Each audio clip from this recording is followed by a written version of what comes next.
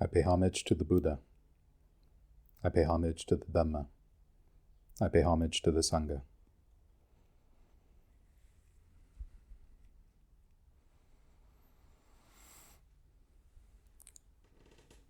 Today is Mother's Day, and it seems like most people today are celebrating the day, being with their mothers, being with their spouses who may be mothers, being with family in general, perhaps even being with friends. And all of that is appropriate and good. I would like to think that today many people are, at least here in the United States, generating a lot of goodwill for their family and for their friends and for their loved ones. And so it's on the topic of goodwill that I'd like to talk about today.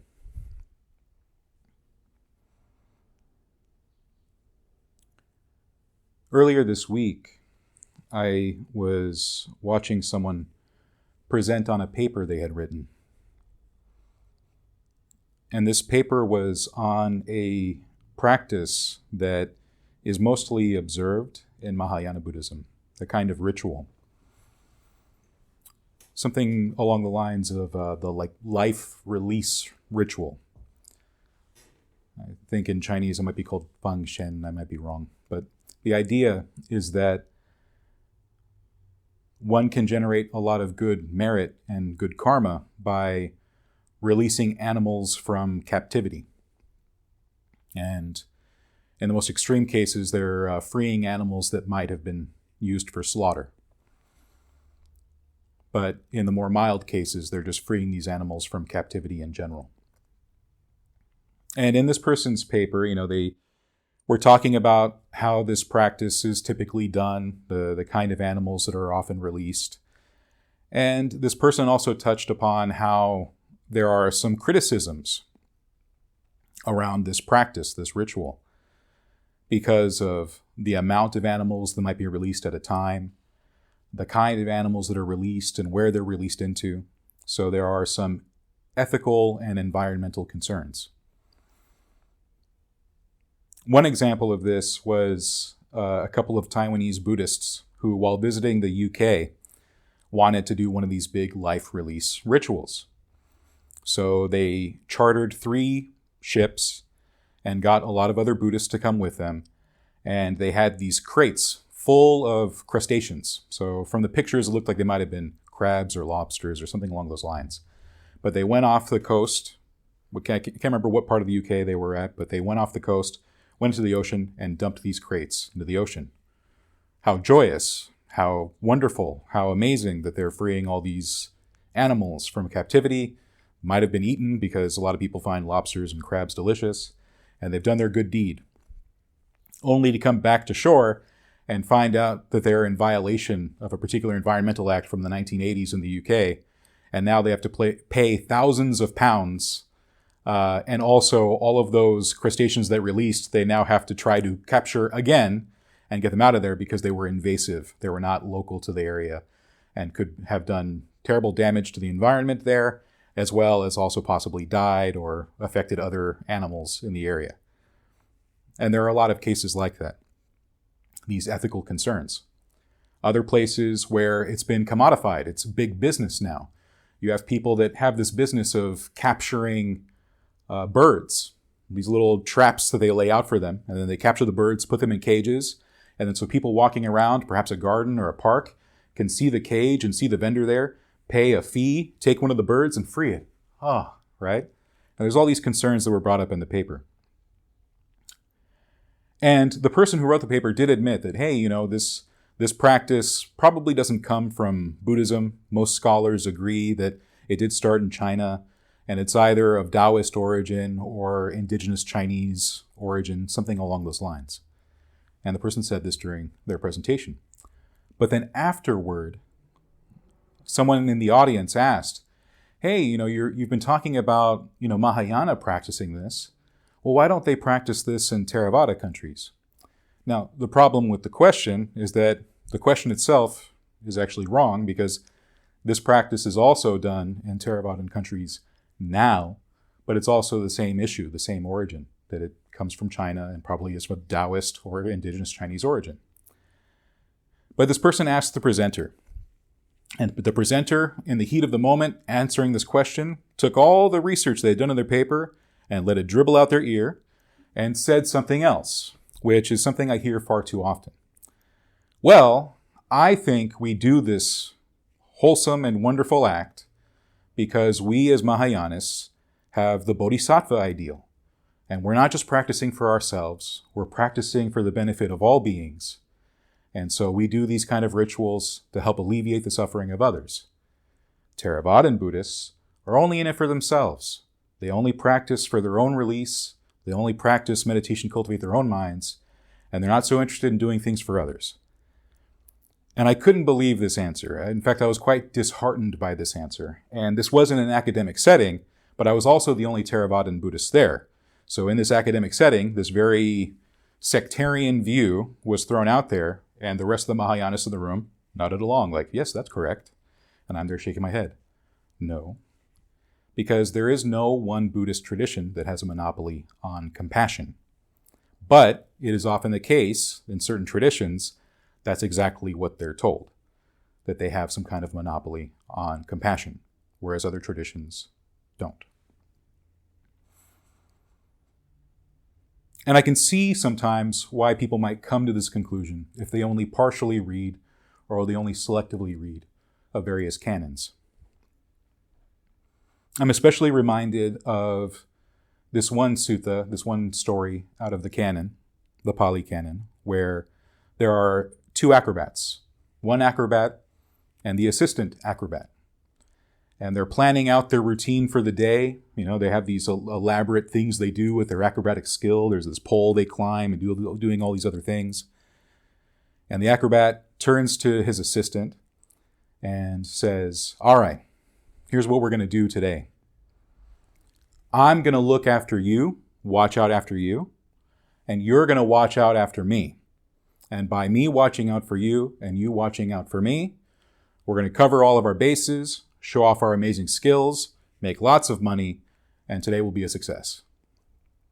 And his assistant, who for some reasons her name is Frying Pan, we're not really told why her name is Frying Pan, but that's her name, she turns to her master in this sort of apprentice situation and says, actually I think we're going to be better off if I look after and watch after myself, and you look after and watch after yourself.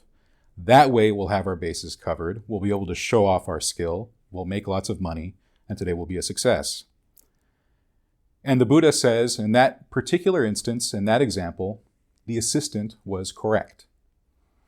And if the story stops there, if the lesson stops there, then that does seem to paint the case that in Theravada, the Buddha's saying that no. People are looking after other people. That's wrong.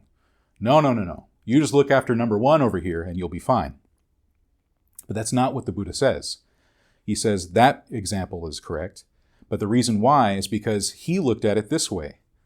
At the very bottom of his list of 4, you have the kind of person that is not doing anything with themselves or others in mind, just kind of destructive all the way around. They're not watching after themselves, not trying to protect themselves, and they're not watching out or trying to protect others. Then you have the kind of person who is only watching out for others and not watching out for themselves. And that person is actually lower than the example we see in the story of the acrobats, which is the person who looks out for himself. Now again, not in the worldly kind of way. It's not like kind of Wolf of Wall Street, kind of nonsense here, the kind of person who's greedy and selfish. No, rather, the kind of person who's cultivating for oneself is still better than the person who's only cultivating for others with no regard for oneself. But then the Buddha points out that the number one person, the person that he respects the most, the person who's at the top of his list, is the person who practices watching out for themselves and watching out for others. In fact, that's what he ends up saying at the end of this sutta on the acrobats. He then says, talking to his monks, when establishing mindfulness, do so with the thought, I will watch after myself. And when establishing your mindfulness, do it with the thought, I will watch out for others. And then he says again, when watching out for oneself, when practicing and cultivating for oneself, one is doing so for others. And when one is doing so for others, one is doing so for oneself. And that's the kind of thing that we find in the Pali Canon. But I still think that the priority does begin with oneself. It's the same thing when we sit here and meditate and we're developing our metta, our loving kindness, our goodwill. We begin with ourselves. And as we look at the Eightfold Path and what we're cultivating, it is also about ourselves, what we're doing, what our actions are. But that's because, I truly believe this, the Buddha recognized that you can't pour from an empty cup. You can't pour from an empty vessel. And if you don't take care of yourself and you're not established in goodwill, you're probably not going to be very effective in taking care of others. One of the things that we cultivate in the Eightfold Path is our wisdom, is our discernment, is our panya. And we can see what happens with compassion when we don't have any wisdom. We might do stuff like releasing a bunch of invasive species into a pond or a lake or a river they don't belong, and end up doing irrevocable damage, let's say. Or we might find a person who is making a business out of these charitable, meritorious acts. And then you wonder what supporting that business might actually be doing in the long run. So we're developing wisdom and we're developing qualities in ourselves. The Buddha even says in that same sutta on the acrobats that when we're cultivating in such a way that we're looking after our own path, looking at what we're developing in our minds. And he says that's how you take care of yourself, as you're cultivating in the Eightfold Path. And then he poses the question again, and then how do you take care of others? And he says that one of the ways you take care of others is by establishing yourself in goodwill. That's one of the ways that you take care of others. And so we see something that goes all the way back to the Pali Canon with this very practice of developing for oneself, for one's own benefit, for one's own protection, and developing for the sake of others and their protection as well. Since it's Mother's Day, we can also look at another very famous sutta, which is the Karaniya Metta Sutta. And that one, there's a particular passage that people really, really like because it involves mothers, and it's a very evocative image, and I'm going to read it just so that we have the appropriate flavor without my own, let's say, exposition on it.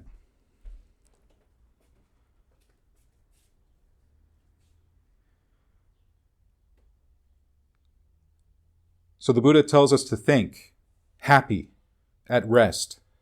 May all beings be happy at heart. Whatever beings there may be, weak or strong, without exception, long, large, middling, short, subtle, gross, seen and unseen, living near and far away, born or seeking birth. May all beings be happy at heart. Let no one deceive another or despise anyone anywhere, or through anger or resistance, perception, wish for another to suffer. As a mother would risk her life to protect her child, her only child, even so should one cultivate the heart limitlessly with regard to all beings. With goodwill for the entire cosmos, cultivate the heart limitlessly, above, below, and all around, unobstructed, without hostility or hate. Whether standing, walking, sitting, or lying down, as long as one has banished torpor, one should be resolved on this mindfulness. This is called a Brahma abiding here, not taken with views, but virtuous and consummate in vision, having subdued greed for sensuality, one never again will lie in the womb.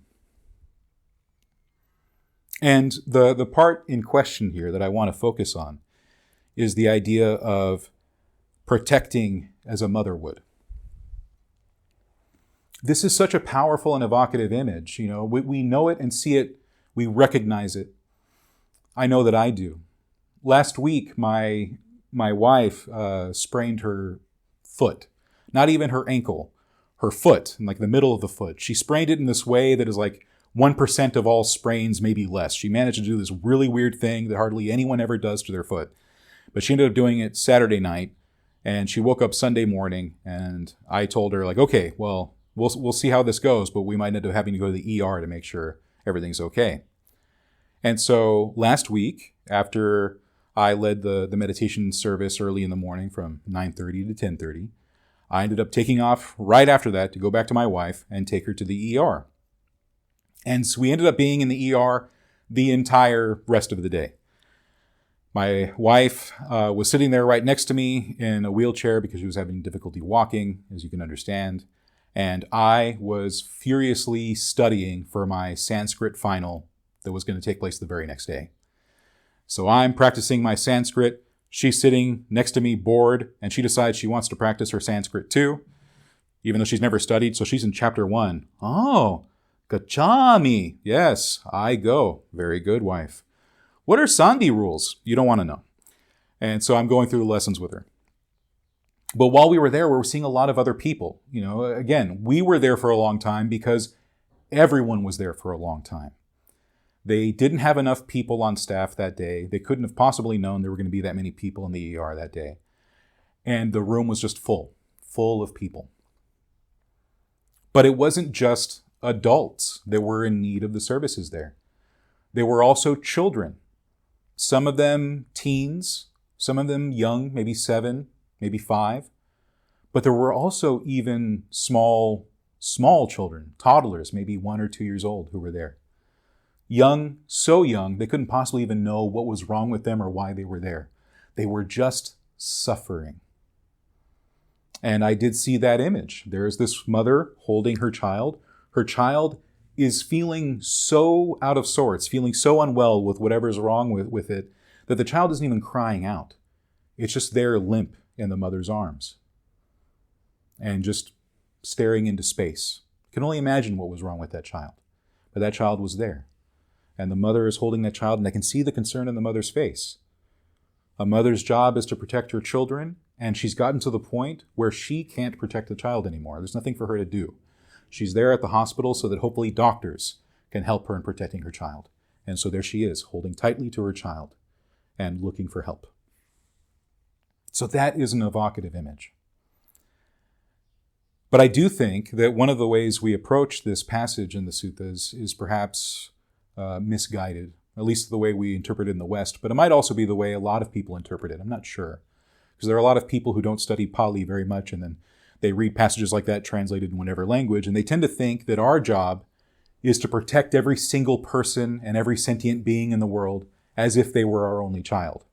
As if we're the mother sitting in the ER, and every single person in the world is that child we're holding on to like that. In the tradition that I practice, the emphasis is a little different. But the emphasis is there differently for, I think, a very special and important reason. When we read the passage carefully, what we realize what we're protecting in that way is not the whole world and every being in it. We're protecting our goodwill. That's what we're protecting. And the reason why we're protecting our goodwill is because the world often is not supportive of our goodwill. We're trying to live lives without any animosity, without any sense of ill will for any being anywhere. And the world tends to chip away at our goodwill and let ill will take root and flourish. And so we protect our goodwill because protecting our goodwill is how we develop our goodwill in a limitless way. It's how we develop a limitless heart. And that's the way that we can protect ourselves and others. Because we can't really ensure the safety and protection of others unless we develop our heart limitlessly. And so we protect our goodwill. And so for myself, going onward in the practice, when I think about what it means to protect my goodwill, to protect my heart so that it can become limitless, I'm going to think of that mother sitting there in the ER, holding her limp child in her arms, wanting to protect that child. That's what we're protecting. We're protecting our own hearts so that we can practice in such a way that it becomes limitless. Our goodwill becomes limitless. Our compassion becomes limitless. Our empathetic joy becomes limitless. And our equanimity, our ability to adapt to our environment and to have patience for situations that we can't change, also becomes limitless. And as we develop in the path and grow in our discernment, grow in our disenchantment and dispassion, as we grow into awakened beings, however long that may take, our heart truly becomes limitless in every way. We become beyond limit and we become beyond definition. That's what we're trying to do. And that means that limitless heart full of goodwill is part of the path, part of the practice, and not something that's just done for ourselves, but also not done in a way that disregards ourself, our own safety, our own happiness, our own sense of protection. It's something that we do in both ways. We see that in the story of the acrobats. That when we go past the lesson of those two, we settle on something that's even deeper and more profound. That as we are establishing our mindfulness, we do so with the full intent to watch out for ourselves. And we do so with the full intent to watch out for others. And that protection that we want to offer others, that safety in harmless living that we're developing, begins by protecting our hearts. We protect our hearts through the practice. When we look at the Eightfold Path, what we're developing is a way that makes it easier to cultivate that kind of heart. And that phrase that I keep coming back to again, circling, limitless, is because that's what it means. When the Buddha talks about unobstructed, he means that we have cleared our minds and our hearts in such a way that we can have that goodwill for every single person we interact with. And that's one of the measures that we can have for ourselves. As we go about our daily lives, as we interact with people, can we truly say that we hold no animosity, no ill will, that we truly wish for their real and lasting happiness, every single person? That's what it means to be limitless in that regard. And that is truly wise. But that's not the kind of thing that any one tradition has over the other. This limitless heart that we're cultivating is actually something that extends beyond traditions. There are many things that we can look at amongst the various Buddhist schools in terms of doctrine, in terms of practice, that we can argue about. We can have that discussion. But no tradition has a monopoly on compassion. We're all developing compassion.